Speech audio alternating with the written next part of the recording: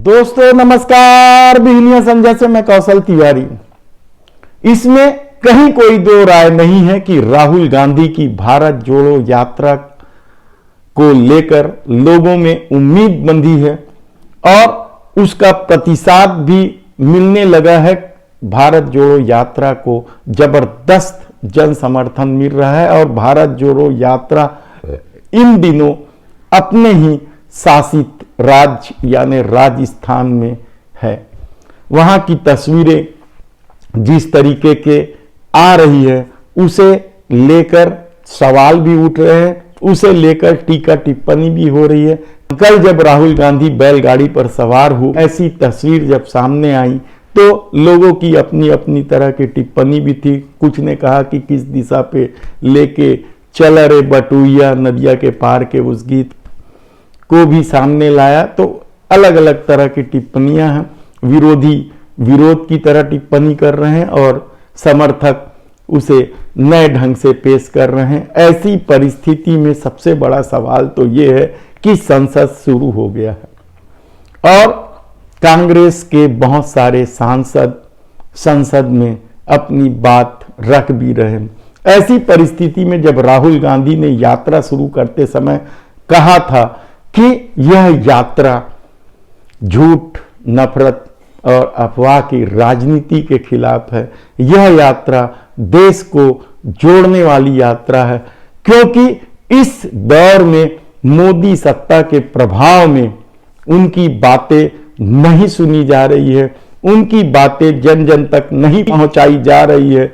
Media की भूमिका भी सत्ता के साथ हो गई है, विपक्ष की आवाज दबाई जा रही है, विपक्ष को बदनाम करने की कोशिश की जा रही है।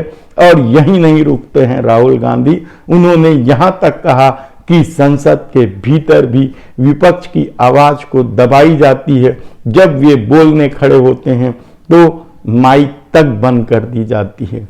जब ऐसी परिस्थितियां निर्मित हो चुकी है तब भी कांग्रेस का संसद के भीतर जाने का क्या मतलब है। और जब यात्रा ही उस माइक बंद कर देने को लेकर या संसद के भीतर नहीं बोलने देने को लेकर चल रही हो, तब संसद के भीतर कांग्रेस क्या करना है, यह एक बड़ा सवाल है। और यह सवाल ही कथनी और करनी को लेकर सवाल उठाते हैं, यात्रा को लेकर सवाल उठाते हैं। सवाल ये नहीं है कि कांग्रेस के सांसदों को संसद में जाना चाहिए या नहीं, यह निर्णय तो कांग्रेस पार्टी का निर्णय है। लेकिन राहुल गांधी ने जिस तेवर के साथ कहा था यह बात, उसके बाद कांग्रेसी सांसदों का संसद में जाना क्या एक अलग तरह की राजनीति है। यानी हम जनता के बीच संबंध बनाएंगे और संसद में भी जाएंगे।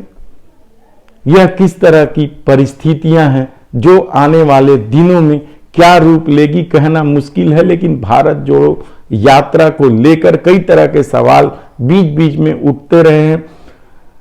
राजनीतिक चुनावों से बेरुखी भी एक प्रमुख सवाल भारत जोड़ो यात्रा को लेकर है। एक दिन के लिए गुजरात दौरे पर राहुल गांधी चले गए थे और प्रियंका गांधी ने हिमाचल का मोर्चा संभाला था। दिल्ली में किस तरीके से कांग्रेस ने लड़ा चुनाव यह किसी से छिपा नहीं है। गुजरात में भी किस तरीके से बेरुखी रही यह भी किसी से छिपा नहीं है।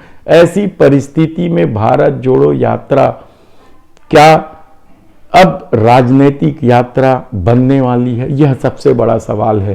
क्योंकि 2024 में ही चुनाव नहीं है, बल्कि उससे पहले मध्य प्रदेश, राजस्थान, छत्तीसगढ़ सहित कई राज्यों में चुनाव हैं। और इन राज्यों में यदि कांग्रेस सत्ता हासिल कर लेती है तो यकीन मानिए कि 2024 की दशा और दिशा चुनाव की दोनों बदल जाएगी।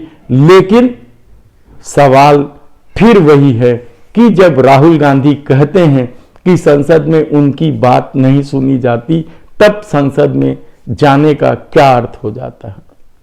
ऐसे कितने ही सवाल हैं, हम आपको बताते रहेंगे कि किस तरीके से यात्रा कदम ताल करते हुए आगे बढ़ रही है, उसके राजनीतिक सफर का क्या पड़ाव है, और जिस तरीके से देश के लोगों ने कांग्रेस को नकारा है, या जिस तरीके से नरेंद्र मोदी ने परसेप्शन गढ़कर चुनाव जीतने की मशीन बना दी है भाजपा को, ऐसी परिस्थिति से कांग्रेस कैसे निपटेगी, यह देखना और सोचने वाली बात होगी।